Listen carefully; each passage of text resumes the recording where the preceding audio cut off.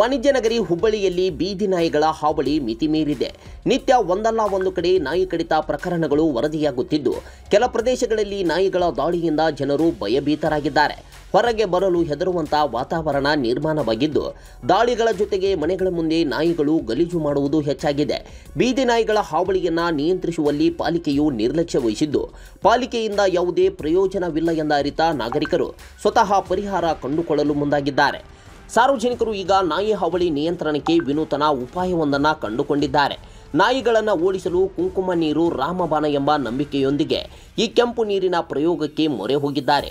ಹುಬ್ಬಳ್ಳಿಯಾದ್ಯಂತ ಮನೆಗಳ ಗೇಟ್ಗಳಿಗೆ, ಗೋಡೆಗಳ ಮೇಲೆ ಮತ್ತು ಸರ್ಕಾರಿ ಕಚೇರಿಗಳು ಹಾಗೂ ಪೊಲೀಸ್ ಠಾಣೆಗಳ ಮುಂದೆ ಕುಂಕುಮ ನೀರು ತುಂಬಿದ ಬಾಟಲಿಗಳನ್ನು ನೇತು ಹಾಕಲಾಗಿದೆ. ಈ ಕೆಂಪು ನೀರನ್ನು ಕಂಡು ಕೂಡಲೇ ನಾಯಿಗಳು ಆಸುಪಾಸು ಸುಳಿಯುವುದಿಲ್ಲ ಎಂಬುದು ಜನರ ವಿಶ್ವಾಸವಾಗಿದೆ.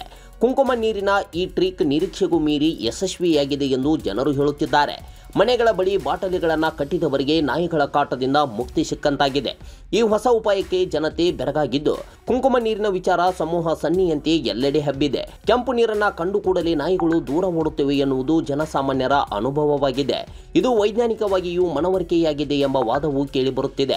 ಕುಂಕುಮ ನೀರಿನ ಬಾಟಲಿಗಳನ್ನು ಕಟ್ಟುವುದರಿಂದ 2 ರೀತಿಯ ಪರಿಹಾರ ಸಿಗುತ್ತದೆ ಎಂದು ಸ್ಥಳೀಯರು ವಿವರಿಸುತ್ತಾರೆ. ಮೊದಲನೆಯದಾಗಿ ಮನೆಗಳ ಬಳಿ ಬೀದಿ ನಾಯಿಗಳ ದಾಂಧಲೆ ನಿಲ್ಲುತ್ತದೆ. ಎರಡನೇದಾಗಿ ಮನೆಗಳ ಮುಂದೆ ನಾಯಿಗಳು ಗಲೀಜು ಮಾಡುವುದು ತಪ್ಪುತ್ತದೆ. ನಾಯಿಗಳ ಹಾವಳಿಯಿಂದ ಬೇಸತ್ತು ಪಾಲಿಕೆಯಿಂದ ಯಾವುದೇ ನೆರವು ಸಿಗದ ಕಾರಣ ಅನಿವಾರ್ಯವಾಗಿ ನಾವು ಕುಂಕುಮ ನೀರಿನ ಮೊರೆ ಹೋಗಿದ್ದೇವೆ ಎಂದು ಹುಬ್ಬಳ್ಳಿಯ ಜನರು ಹೇಳುತ್ತಿದ್ದಾರೆ. Mallesh Suranagi, public next, Hubballi.